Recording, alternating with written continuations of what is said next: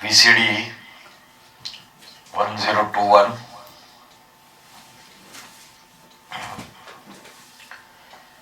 मुरली तारीख 27 जून 1968। बाबा ने व्याख्या की थी 1 नवंबर 2008। प्रातः क्लास चल रहा था 27 जून 1968। दूसरे पेज के मध्य में बात चल रही थी, जब आत्मा अभिमानी हो जाते हो तो विकारी नहीं कहला सकते। ऐसे आत्मा अभिमानियों को कभी विकार का ख्याल नहीं आएगा। विकार का ख्याल जो है वो देहाभिमान से आता है या आत्माभिमानी रहने से आता है? देहाभिमान से आता है, क्योंकि देह में ही इंद्रिया है। तो सिर्फ स्थूल देह में इंद्रिय है या सूक्ष्म देह जो सूक्ष्म शरीर है उसमें भी इंद्रिय है? सूक्ष्म शरीर में भी इंद्रिय है। अगर देह की स्मृति है तो विकार आवेंगे।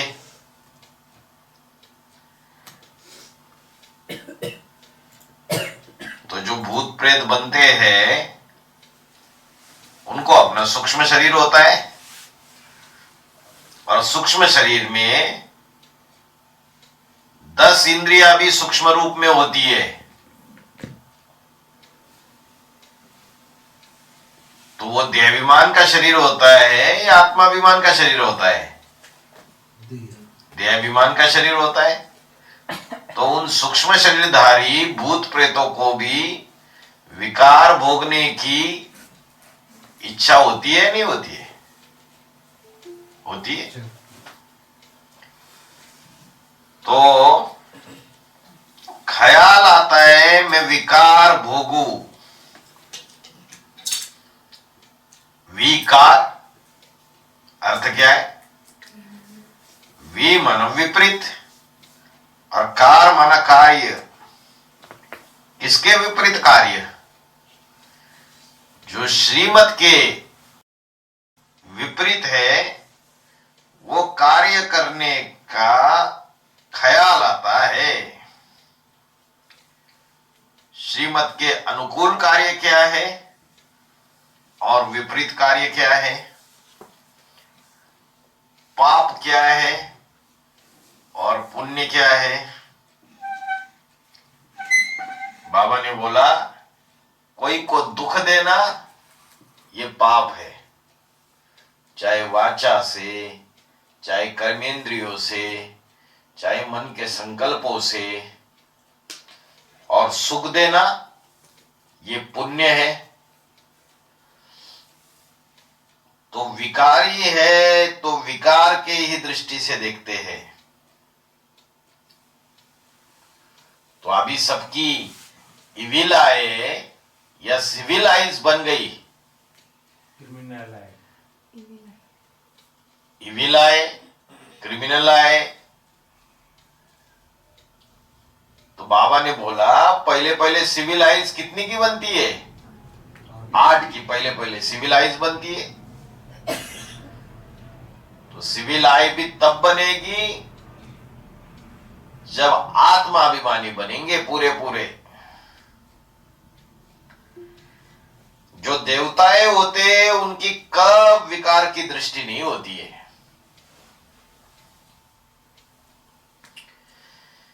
जो बौद्धि है वो क्या कहते? अहिंसा परमो धर्मा।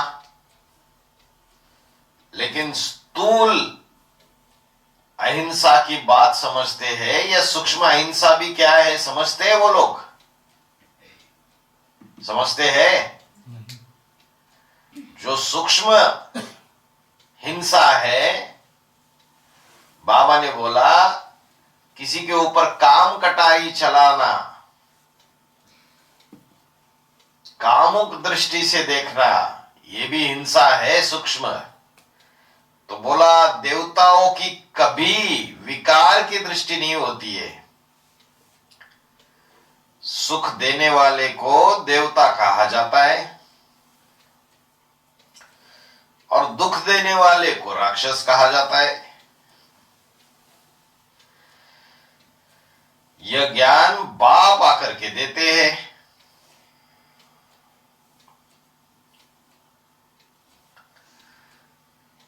तो अभी दुनिया में राक्षसों की संख्या ज्यादा है या दैवी गुण वालों की संख्या ज्यादा है? राक्षसों की संख्या ज्यादा है। तो कन्या माताएं दुख का अनुभव कर रही है, अबला बन रही है कलयुग के अंत में, या सबला बन रही है? अबला बन रही है। आत्मिक स्मृति रहती है तो देह का ख्याल भी नहीं आता है। ऐसे भी नहीं है कि सतयुग में प्यार नहीं करेंगे।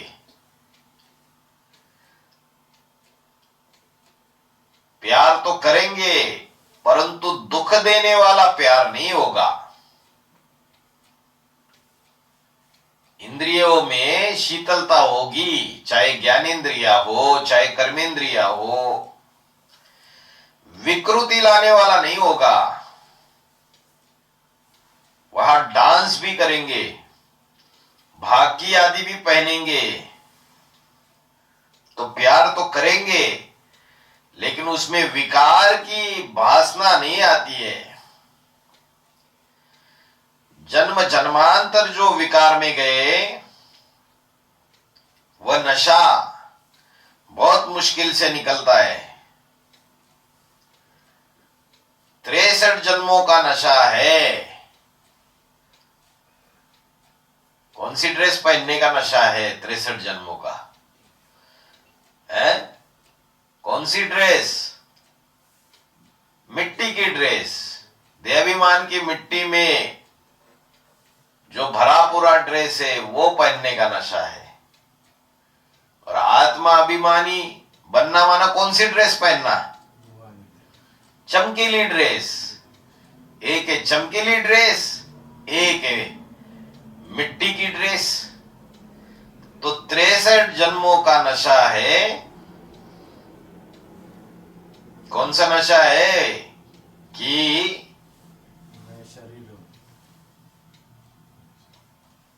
बार बार जो विकार में जाते हैं वो 63 जन्मों का नशा है। और बाप आकर के अभी निर्विकारी बनाते। इसलिए क्या कहते? अपन को आत्मा समझो। कई बच्चियां जो ज्ञान में आने के बाद, बाप की पहचान होने के बाद पूरा निश्चय कर लेती है,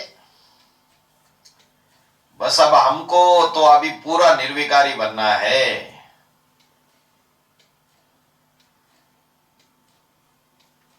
हम आत्मा इस दुनिया में अकेले आए थे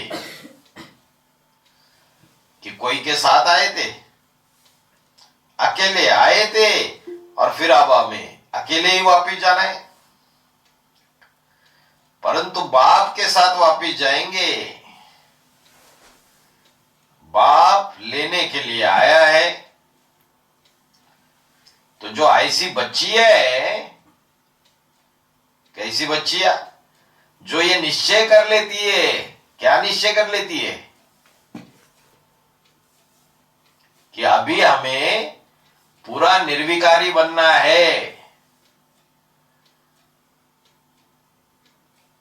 स्लोगन क्या दिया है बाबा ने बच्चों को?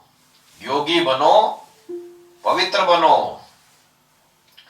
तो ऐसी बच्चियों को थोड़ा भी कोई टच करेगा तो भी उनको अच्छा नहीं लगेगा।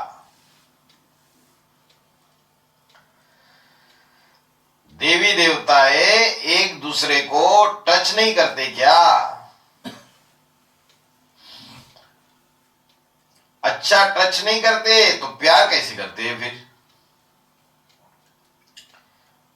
तो देहाभिमान पूर्वक टच नहीं करते, अपन को और दूसरों को देह समझकर टच नहीं करते। अभी तुमको पता है कि आत्मा रूपी बैटरी है,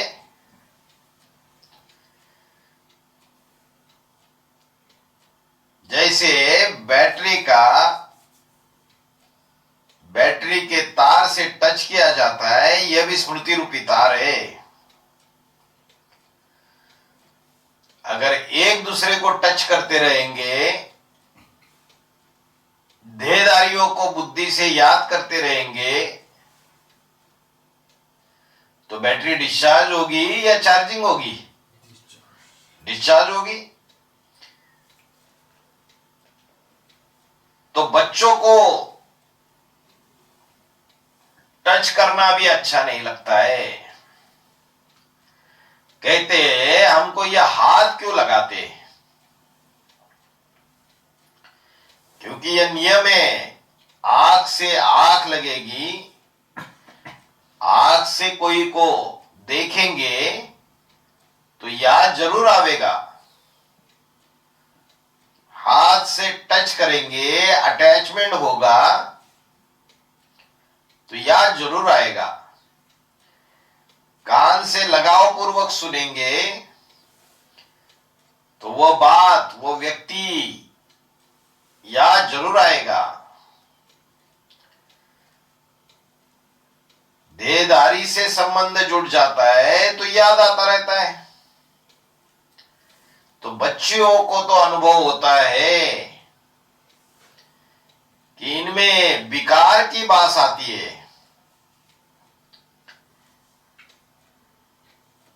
कोई भी विकारी हमको टच न करे।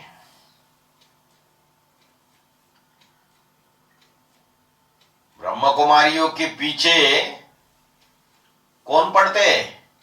मुरली में क्या बोला?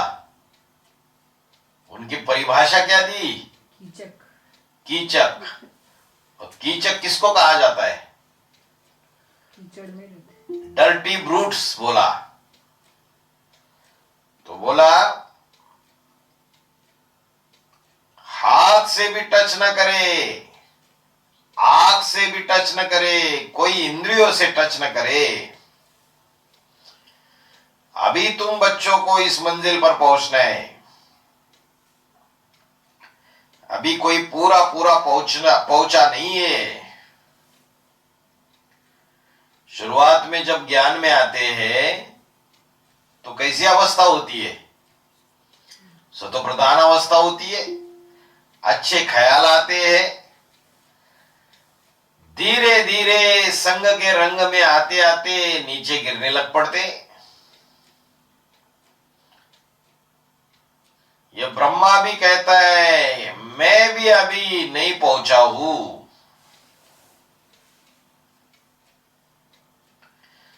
शुरू में कितना उमंग उत्साह रहता था।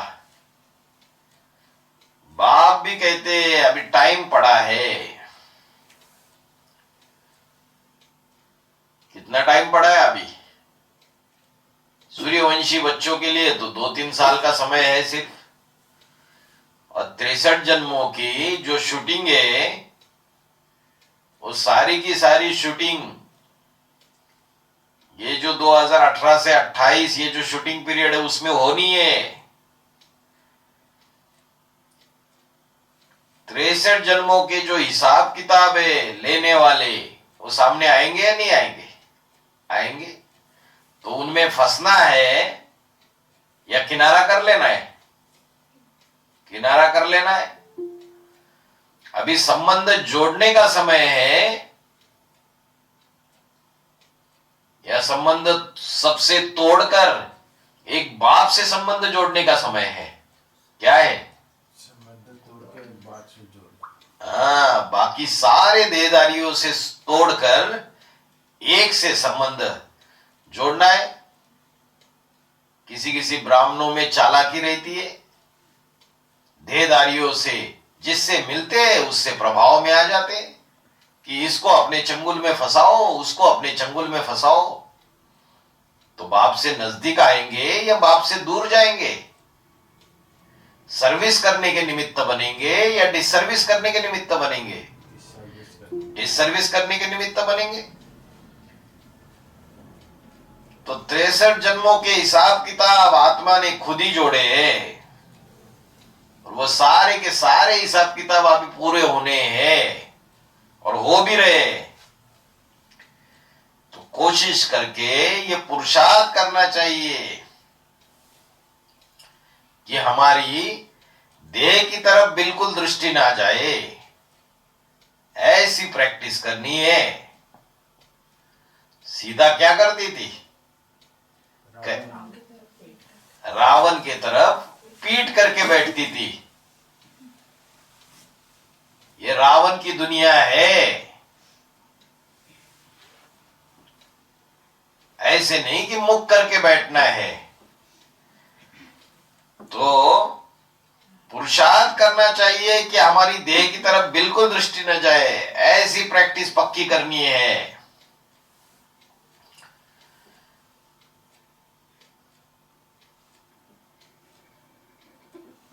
कोई कोई जब किसी से बात करता है तो उसके देह के तरफ दृष्टि जानी चाहिए या उसके आत्मा की तरफ दृष्टि जानी चाहिए? आत्मा की तरफ दृष्टि जानी चाहिए। और अगर किसी का अभ्यास नहीं है, देह की तरफ दृष्टि जा रही है बार बार, तो किनारा कर लेना चाहिए फिर, जब तक कि अभ्यास पक्का ना हो। और अभ्यास पक्का करने के लिए सबसे अच्छा फाउंडेशन का समय कौन सा है? अमृत वेला। सारे दिन का फाउंडेशन अमृत वेला डाला जाता है। तो कर्मातीत अवस्था जब तक नहीं होगी तब तक कुछ न कुछ देह में दृष्टि जरूर जाएगी। बाप कहते कर्मातीत अवस्था पिछाड़ी में होगी। तो कर्मातीत अवस्था सबकी एक साथ होगी या आगे पीछे होगी? हाँ? एक साथ हो जाएगी सबकी कर्मातीत अवस्था? आगे पीछे होगी। पहले किनकी होगी? जो तीव्र गति का पुरुषार्थ करेंगे देही अभिमानी बनने का, उनकी पहले होगी कर्मातीत अवस्था।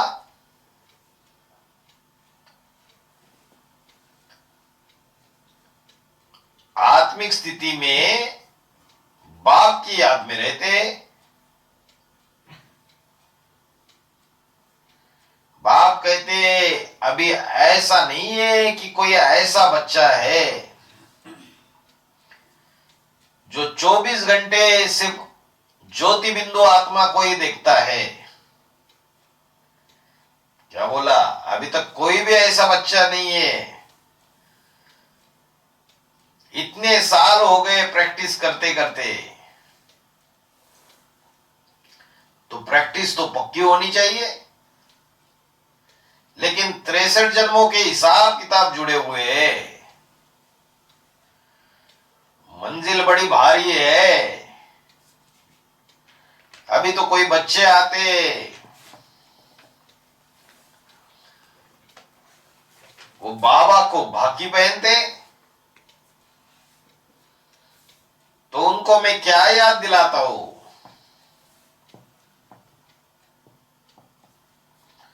बाबा को भाकी आदि पहनते तो टच तो करना होता है ना। तो बाबा देहधारी नहीं है क्या? देहधारी तो है। देह की स्मृति में अगर टच करते हैं, गोरा है, चिट्टा है, लंबा है, चौड़ा है, हट्टा कट्टा है, साहूकार है, तो आत्मा की शक्ति डिस्चार्ज हो जाती है। और अगर यह समझकर भाकी पहनते हैं कि इस डब्बे में कौन आया हुआ है, शिव बाप आया हुआ है, तो शिव बाबा की याद रहने से शक्ति मिलती है। तो कहते हैं शिव बाबा को याद करके भाकी पहनो। अगर शिव बाबा को याद करके भाकी नहीं पहनते तो गोया व्यभिचारी ठहरे। किसके लिए बोला?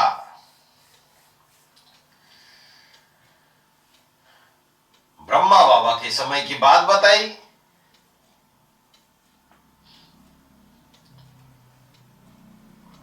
बूढ़ा होने के कारण उनको बाबा कहा जाता है।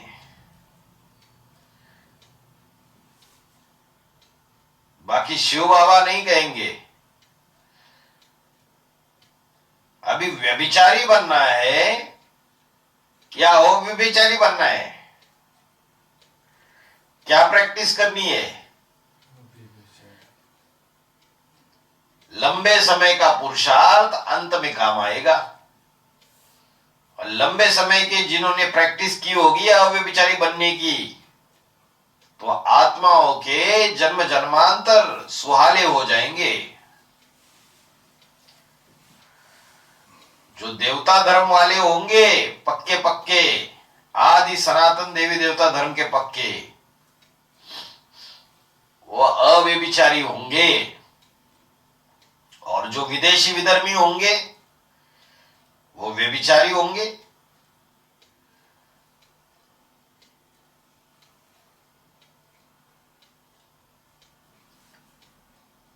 तो अव्यभिचारी बनने से सुख ही सुख बरसता रहेगा, नहीं तो व्यभिचारी वेश्याएं बन पड़ेंगे। और मुरली में बोला है सबसे जास्ती दुखी होती है ये वेश्याएं, क्योंकि ढेर सारे लोगों की भांति भांति के पुरुषों की चिरौली करनी पड़ती है।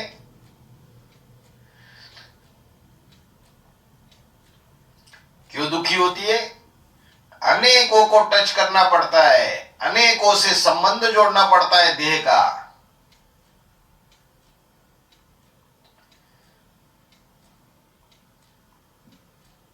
बाबा ने कहा, कौन सी शास्त्रों में माता है जिसका मिसाल दिया? अहिल्या।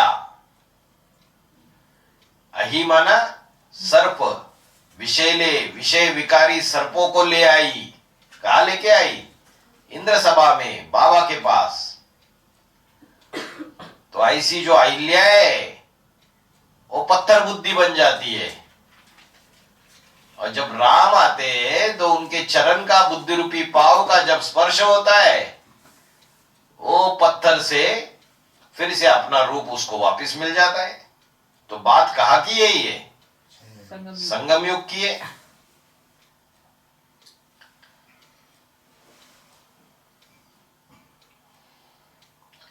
बाबा ने बोला वास्तव में इनको भाकी भी पहनने की दरकार नहीं है। इनको मतलब किनको? ये राम और कृष्ण दोनों ही आत्माओं के लिए इशारा दिया कि भाकी पहनने की भी कोई दरकार नहीं है। इस शरीर की भी सीमा है, देह के भी सीमा है। ये शरीर तो भाकी आदि से तंग हो जाते,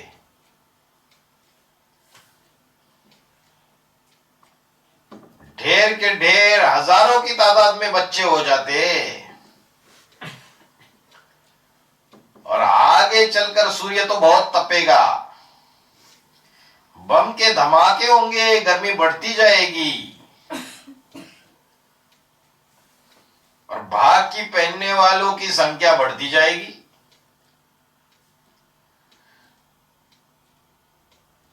तो चलो, जो मुकर्रर रथ है उसमें तो बाप प्रवेश करते हैं। बाप प्रवेश भी करता है, लेकिन जो शरीरधारी है उसको तकलीफ नहीं होती है क्या? होती है नहीं होती है? होती है। होती है। इसलिए भगवत गीता में क्या बोला? कर्मणि घोरे, मुझे इस घोर कर्म में क्यों डाल रहे हो? बच्चे तो रथ को खींचते है ना। तो बाबा ने बोला आगे चल के भाकी पहनने वालों की संख्या बढ़ती जाएगी, लेकिन जो शरीर है, रथ है, वो भाकी आदि पहनने से तंग हो जाते हैं। बोला गुड़ जाने गुड़ की गोथरी जाने। जो गुड़ की चिपचिपाहट है वो किसको समझ में आती है? वो जो गोथरी है, बोरी है जिसमें गुड़ रखा हुआ है, उसको ही पता चलता है कि उसके ऊपर क्या बीत रही है। तो बोला ये शरीर तो भाकी आदि पहनने से तंग हो जाते हैं, अभी तो फिर भी गनीमत है। कब गनीमत है? ब्रह्मा बाबा के समय जब वाणी चल रही थी, क्योंकि उस समय थोड़े बच्चे थे। ब्रह्मा बाबा जब तक थे तब तक मिलने वालों की संख्या थोड़ी थी, और आगे चल के बच्चे ढेर के ढेर हो जाएंगे, तो कहां तक बाकी पहनेंगे? ये सभी बंद हो जाएगा। वास्तव में इसकी दरकार नहीं है, लेकिन बच्चे आधा कल्प के हिरे हुए माना अभ्यास पड़ गया है। कोई चीज का अभ्यास पड़ जाता है, जैसे कोई को सिगरेट पीने का अभ्यास पड़ जाता है, शराब पीने का अभ्यास पड़ जाता है, तो बिना उसके रह नहीं सकते। तो हीरे जाते हैं। आधा कल्प के बच्चे हीरे हुए। आधा कल्प में भक्ति मार्ग में ये आवाज आता रहा भक्तों का कि तुम्ही से बैठू, तुम्ही से खाओ, तुम्हारे साथ श्वासोश्वास निभाओ। या हद में बोला या भेद में बोला? तो भेद की बात है। अगर हद में हजारों लाखों के तादाद में बच्चे होंगे तो संभव है तुम्ही संग खाओ। तुम्ही से बैठू तो सब हजारों के हजार नजदीक आकर के बैठ सकेंगे। इसलिए बोला भक्ति मार्ग की आवाज अभी नहीं पकड़नी है।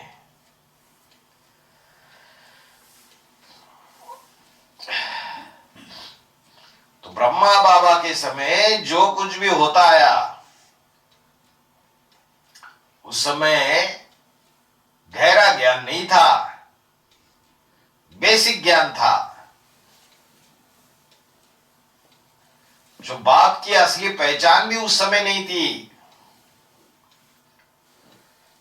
तो अभी देखो अखबारों आदि में भी इस भाकी आदि के कारण कितना नाम बदनाम हुआ है। यज्ञ के आदि में भी बाबा ने बोला ये भाकी का चित्र जो है ये आर्य समाजियों ने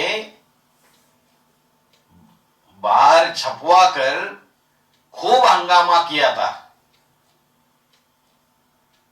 बाबा जो भाकी कन्या माता है जो भाकी पहनते थे बाबा से, उसका चित्र निकाल के खूब हंगामा मचाया था।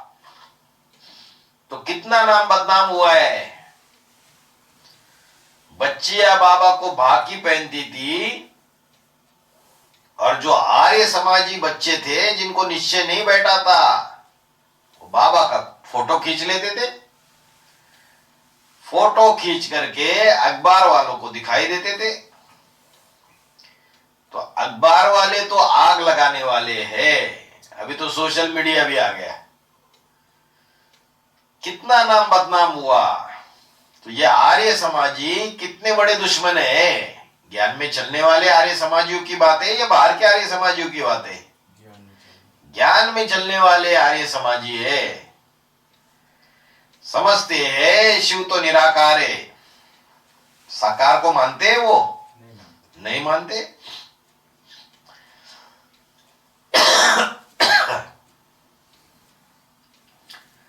शिव साकार भी होता है, ये बात उनकी बुद्धि में बैठती नहीं है जल्दी। शिव को सदा शिव कहा जाता है, इसलिए शिव शंकर को मिलाकर एक कर दिया है भक्ति मार्ग में। तो शिव शंकर को कब मिलाकर एक कर दिया? शूटिंग पीरियड में। ब्राह्मणों की दुनिया में इसका शूटिंग कब हुआ? संगम युग में। पता नहीं, भूल गए? अरे 18 में। हाँ, 18 में जब राम की आत्मा शिव समान बन जाती है तो शंकर का अधूरा पाठ खलास हुआ या नहीं हुआ? तो शिव और शंकर को इकट्ठा नहीं मिलाएंगे? है? मिलाएंगे या नहीं मिलाएंगे? मिलाएंगे। तो बोला शंकर को तो सदा शिव शंकर भोलेनाथ नहीं कहा जाता है। शिव सदैव ही निराकारी स्टेज में रहने वाला है। शंकर के लिए ऐसे नहीं कहेंगे कि सदा निराकारी स्टेज में रहने वाला है।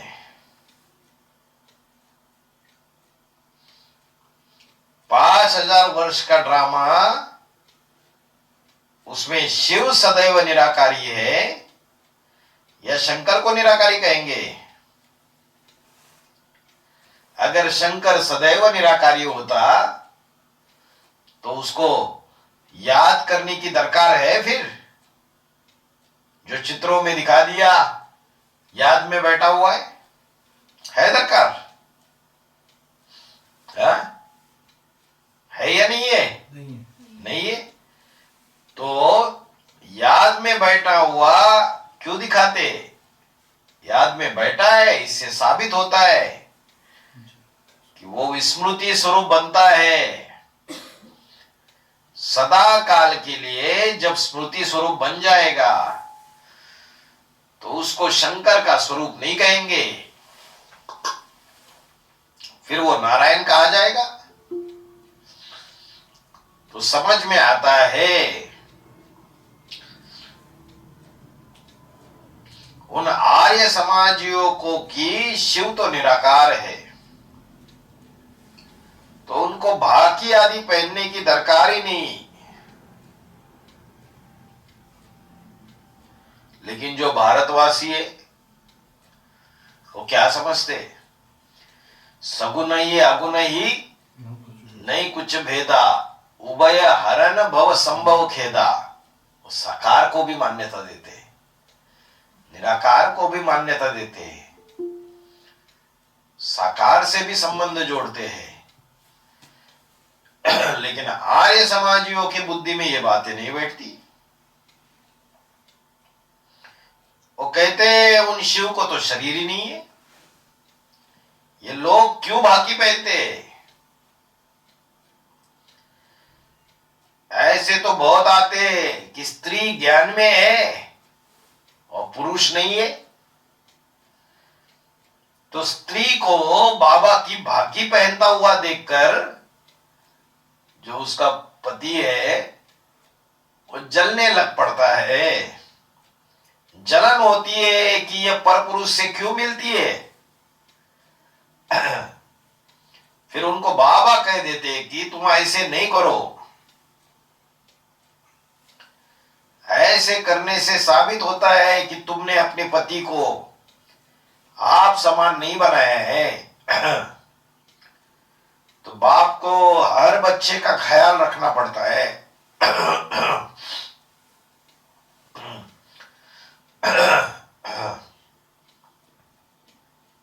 बाप को हर बच्चे का ख्याल रखना पड़ता है। इसलिए कहते हैं कि पति से परमिशन लेकर के आओ।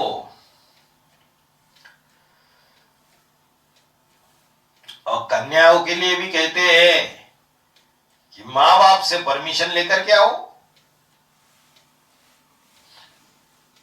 और अगर मां बाप परमिशन नहीं देते तो मत आओ, है? अगर मां बाप परमिशन नहीं देते तो जो भी दुनिया में कायदे कानून बने हुए उसके आधार से अपनी स्वेच्छा से बाबा के पास आ सकते।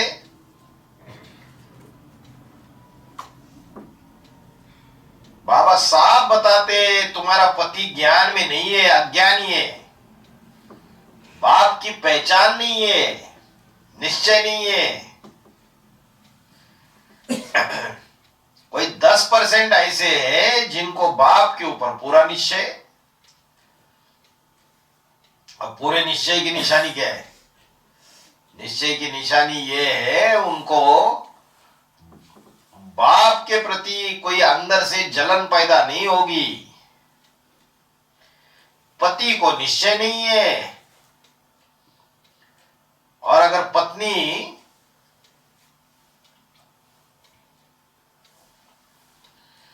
बाबा की भाकी पहनती है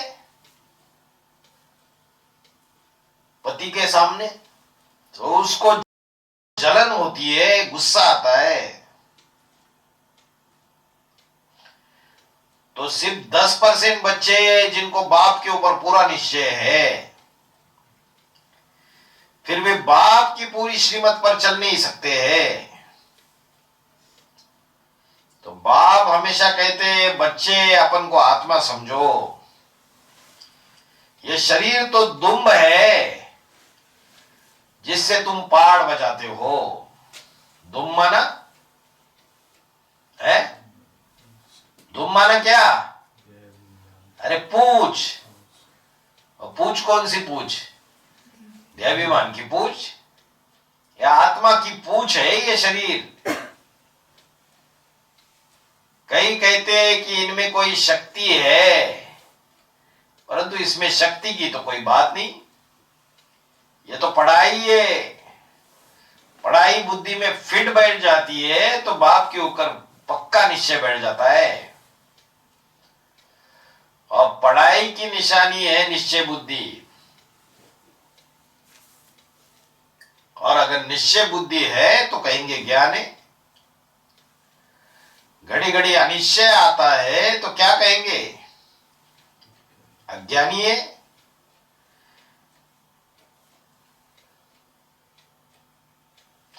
यह कहेंगे कि जैसे और पढ़ते वैसे यह भी पढ़ते। अभी बाबा पवित्रता के लिए कितना माथा मारते। ये बड़ी भारी मेहनत है। इसलिए बाप कहते हैं कि एक एक को आत्मिक रूप में देखो। सतयुग में भी तुम आत्मा अभिमानी होकर रहते हो। वो प्रैक्टिस यहां पक्की करनी है। वहां सतयुग में रावण राज्य भी नहीं होगा। रावण माया का राज्य है। अभी यथा राजा तथा प्रजा होगा सतयुग में। तो तुम बच्चे घड़ी घड़ी प्रभावित हो जाते हो। सतयुग में तो विकार की बात नहीं है। या रावण राज्य में सब विकारी है। जो शासन करने वाले वही विकारी है तो प्रजा भी विकारी है। भल मधुबन है और मधुबन में बाबा आते। लेकिन मधुबन में क्या माया रावण नहीं आता है? बाबा ने तो मुरली में बोला मधुबन में भी माया आती है। ऐसा नहीं है कि मधुबन बाप का घर है तो वहां माया रावण नहीं आता है।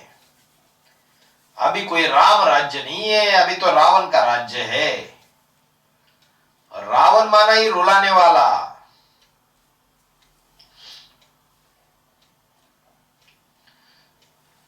दुखी होते हैं तो क्या करते हैं? रोते हैं। स्त्री जो होती है वो आंसुओं से रोती है, और पुरुष मन से रोते हैं।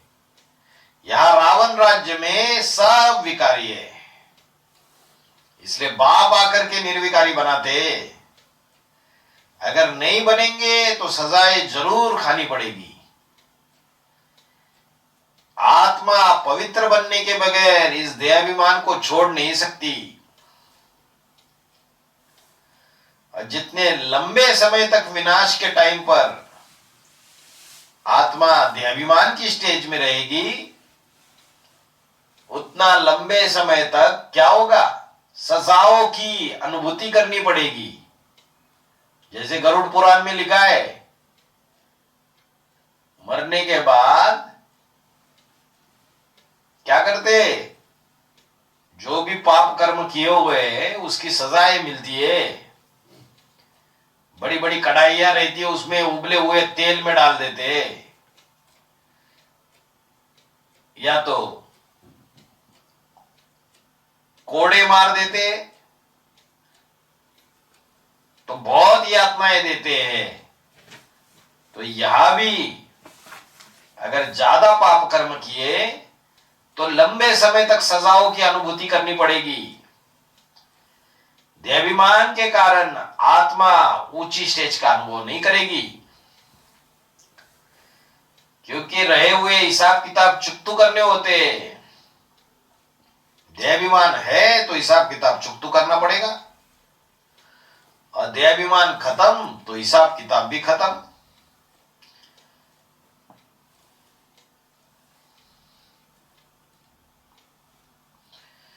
तो जिनका देहाभिमान जितनी देर में खलास होगा तो उनका पद भी उतना कम हो जाएगा। पहले पहले देहाभिमान खलास होगा तो पद भी सबसे बड़ा बन जाएगा। तो अभी यह राजधानी स्थापन हो रही है। राजधानी में तो सब नंबरवार होते हैं। पहले पहले 9 लाख सितारों की राजधानी तैयार होती है। कोई सितारे बहुत ऊंची स्टेज में है, आसमान के सितारे भी कोई बहुत ऊंचे, कोई बहुत नीचे, कोई बहुत नजदीक और कोई बहुत दूर। बच्चे जानते हैं स्वर्ग में तो एक ही देवी देवता सनातन धर्म का राज्य था।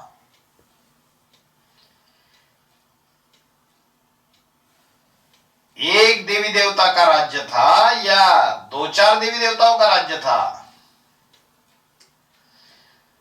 एक ही जन्म में एक ही देवी देवता सारी दुनिया में, एक ही नारायण नारायणी होंगे। तो पहले पहले तो जरूर एक राजा रानी होगा ना, फिर उनके बच्चे बड़े होंगे, वृद्धि को पाएंगे। परंतु पहले पहले तो एक ही होगा ना, और एक ही डायनेस्टी होगी। झगड़े होंगे डायनेस्टी के लिए।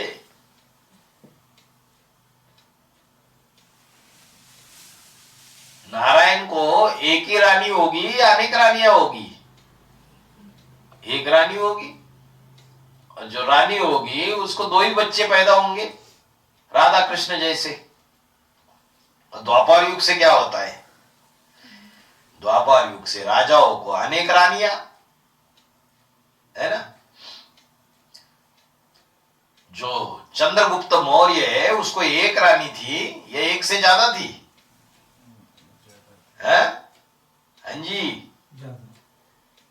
कौन सी रानी थी? दुर्धरा, धनानंद की बेटी। और किसके साथ शादी की?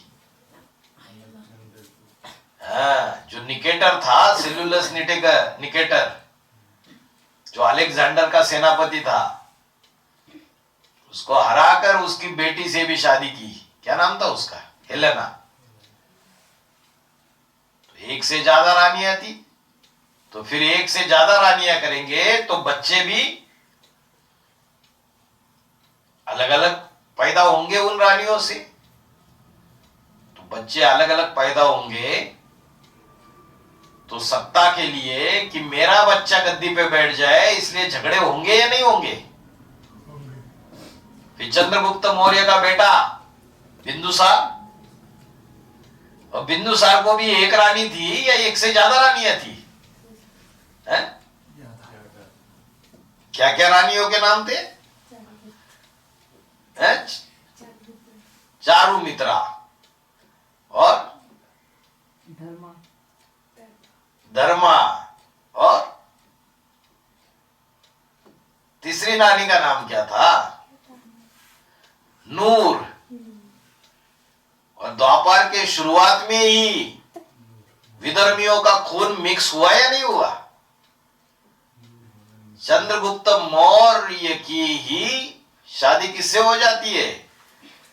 जो सेल्यूलस निकेटर है वो सनातन धर्म का खून था या कौन सा खून था? यूनानी थे,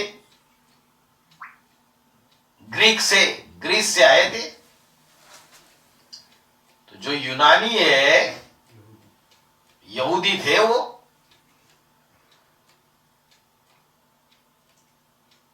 तो बिंदुसार को भी 3-3 रानियां थी, उनके भी अलग अलग बच्चे। तो सत्ता के लिए कि मेरा बच्चा गद्दी पे बैठेगा इसलिए झगड़ेंगे या नहीं झगड़ेंगे? झगड़ेंगे, खून खराबा भी होगा। तो सतयुग त्रेता युग में एक राजा रानी, एक डायनेस्टी, अव्यभिचारी 21 जन्म एक ही जोड़ी रहेगी।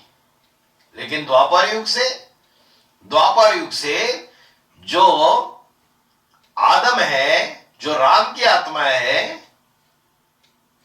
फिर उसकी भी एक ही जोड़ी रहेगी या एक से ज्यादा रानियां रहेगी? एक से ज्यादा रहेगी।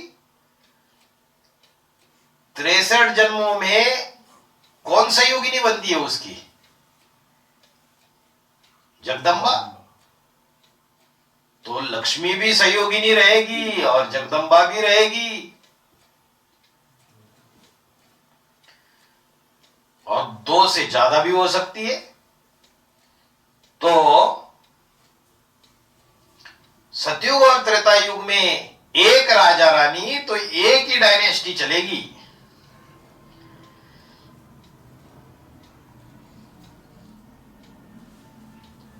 ये जरूर है कि प्रजा ढेर की ढेर बनती है और प्रजा में भी अवस्थाओं में फर्क पड़ जाएगा। साहूकार प्रजा भी होती है, गरीब प्रजा भी होती है। भल वहां कोई दुखी नहीं होगा। फर्स्ट कैटेगरी की प्रजा, सेकंड कैटेगरी प्रजा, थर्ड क्लास प्रजा सभी होंगे। जो दास दासी बनेंगे, चांडाल बनेंगे, उनको भी प्रजा ही कहेंगे ना, कि राजवर्ग वाले कहेंगे। तो अभी देखना है जिनको बाप के ऊपर पूरा निश्चय नहीं हो रहा है, वो इतनी ऊंची पद वाली पढ़ाई भी नहीं पढ़ सकेंगे। घड़ी घड़ी अनिश्चय आता रहेगा और पवित्र भी नहीं बन सकेंगे। आधा कल्प के लिए पतित, फिर एक जन्म संगम युग के पुरुषार्थ करके 21 जन्म के लिए पावन बन जाते हैं। 63 जन्म से सीढ़ी में नीचे उतरते आए, पतित बनते आए, और एक जन्म में पावन बनना है। तो पावन बनना कोई मासी का घर है क्या? और पतित से पावन बनने में मुख्य बात क्या है? कौन से विकार के ऊपर जीत पानी है? काम विकार के ऊपर। क्रोध आदि का इतना हर्जा नहीं है। क्रोधी को पतित कहेंगे? नहीं, क्रोधी को पतित नहीं कहेंगे, लेकिन समझा जाता है जिनमें क्रोध का अंश होगा उनमें काम विकार भी जरूर होगा। तो काम विकार में घड़ी घड़ी बच्चे गिर पड़ते तो जरूर बाप को याद नहीं करते। गिरने का मतलब क्या है? तन की शक्ति, मन की शक्ति, दृष्टि की पावर, वाइब्रेशन की पावर सब खलास हो जाती है। शक्तिहीनता महसूस करते। जब बाप की याद पक्की हो जाएगी फिर कोई की तरफ बुद्धि नहीं जाएगी, न तन के इंद्रियों से कोई डिस्चार्ज होगा, कोई भी प्रकार की शक्ति क्षीण नहीं होगी।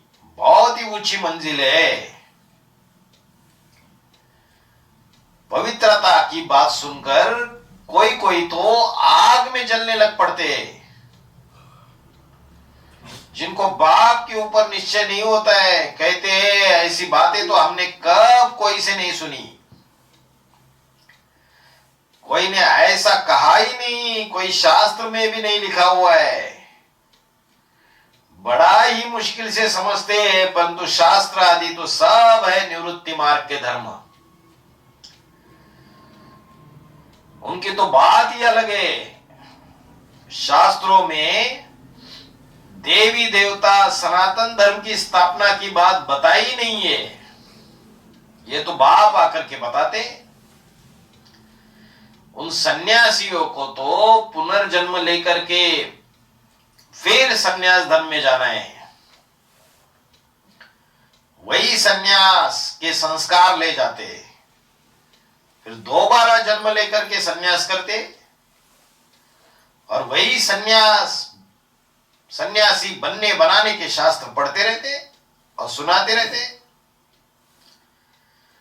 तुम बच्चों को तो घर बार छोड़ना नहीं है, ना बच्चियों को घर बार छोड़ना है और ना बच्चों को घर बार छोड़ना है।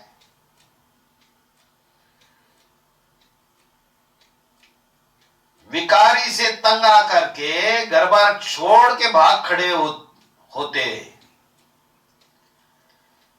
तो क्या करना है?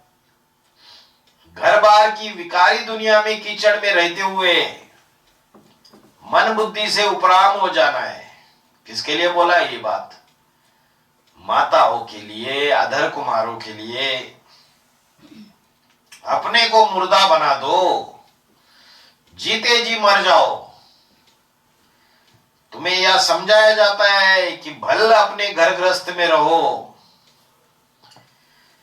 जिनके साथ रहते हो उनको भी समझाओ कि अभी पुरुषोत्तम संगम युग एक ही जन्म है, फिर कोई जन्म जन्मांतर ये पुरुषोत्तम संगम युग नहीं होगा। एक ही जन्म में आत्मा को पवित्र बनना है और ये सब का अंतिम जन्म है। अब अगर पवित्र नहीं बने तो जन्म जन्मांतर का घाटा पड़ जाएगा। तो बाबा बच्चों को क्या बोलते? इस अंतिम एक जन्म में मेरे से वायदा करो कि पवित्र बनकर के दिखाओ। जो यहां पवित्र नहीं बनेंगे दृष्टि से, वृत्ति से, कर्मेंद्रियों से, वाचा से, तो सतयुग में देवता नहीं बन सकते। सतयुग के जो 16 कला संपूर्ण सुख है उन सुखों को प्राप्त नहीं कर सकेंगे।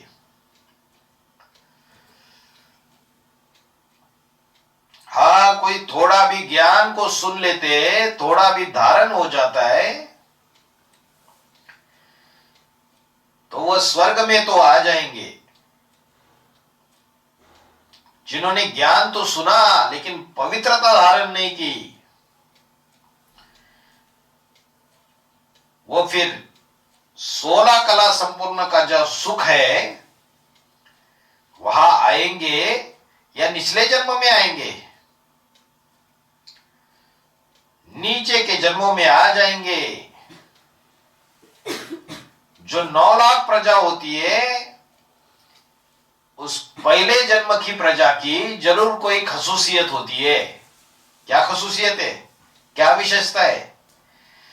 यथा राजा तथा प्रजा सब निर्विकारी हो जाते हैं। जो 4.5 लाख है उसमें वो शरीर से पुरुषार्थ करने वाले, और 4.5 लाख उनमें प्रवेश करने वाली आत्माएं। तो ऐसे 9 लाख धरती के चैतन्य सितारे हैं। वो 16 कला संपूर्ण की स्टेज को पक्का पकड़ लेते हैं। चाहे वो प्रजावर्ग की आत्माएं हो, चाहे राज वर्ग की आत्माएं हो। प्रजा तो ढेर की ढेर होती है, और सतयुग में वहां वजीर आदि भी नहीं होते। वजीर सेक्रेटरी, पर्सनल सेक्रेटरी होते हैं ना, वजीर, जो सलाह देते हैं, एडवाइस देते हैं। तो वहां जो राजा है उसको वजीर होते हैं, सतयुग में नहीं होते। क्योंकि बाप जो नई दुनिया बनाते हैं वो संपूर्ण नई दुनिया बनाते हैं। वजीर आदि जिन्हें मंत्री कहा जाता है, वो तो मंत्रणा देने के लिए होते हैं। जो मंत्रणा लेते उनमें अपनी अक्ल नहीं है, इसलिए तो मंत्री बनाते हैं। बाप तो ऐसी दुनिया बनाते हैं जहां राजाओं को कोई से मंत्रणा लेने की दरकार नहीं है। क्योंकि वह तो पुरुषोत्तम संगम युग में ऊंचे से ऊंचे बाप से पूरी मंत्रणा ले चुके हैं, इसलिए उनको और कोई से लेने की दरकार नहीं रहती।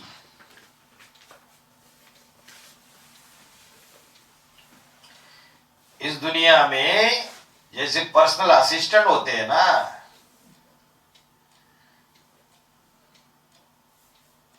वो क्या कहते हैं? कहते हैं हम अपने शरीर की संभाल करते हैं।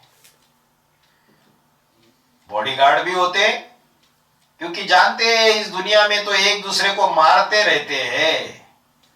दुश्मनी का स्वभाव कितना कड़ा है। अभी तो तुम बच्चे समझते हो हमको ये पुराना घर छोड़कर दूसरा शरीर लेना है।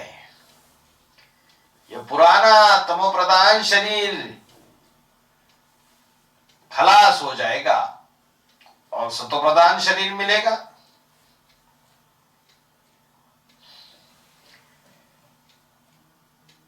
बल बच्चे के रूप में सतोप्रधान शरीर नहीं मिलेगा, परंतु हमारा ये शरीर ही निरोगी कंचन काया बन जाएगा। इसमें कोई रोग शोक आदि नहीं रहेगा। तो तुम्हारे लिए तो कोई बड़ी बात नहीं है। इस दुनिया में जो मरते हैं वो दुखी होकर के मरते हैं। जब जन्म होता है बच्चों का, जब बीजारोपण होता है, तो बीज डालने वाला भी अशक्ति अनुभव करता है। बीज को धारण करने वाली धरनी वो भी अशक्त अनुभव करती है। तो जिसकी शुरुआत ही दुख से होती है, उसका आदि मध्य अंत भी दुख होता है। तुमको तो बड़े सुख से बाप को याद में जाना है। तुम कोई भी दुख का वाइब्रेशन लेकर इस दुनिया को नहीं छोड़ेंगे। किसी से मोह लगा हुआ है संगम युग में, किसी देहधारी में, तो कर्मातीत अवस्था प्राप्त हो पाएगी? किसी देहधारी में, पदार्थ में, प्राणी में, वस्तु में कहीं भी बुद्धि अटकी हुई है तो कर्मातीत अवस्था प्राप्त नहीं कर पाएंगे। अंत मते सो गति होगी। तो जितना मुझ बाप को याद करेंगे तो और सभी कुछ भूल जाएंगे। ओम शांति।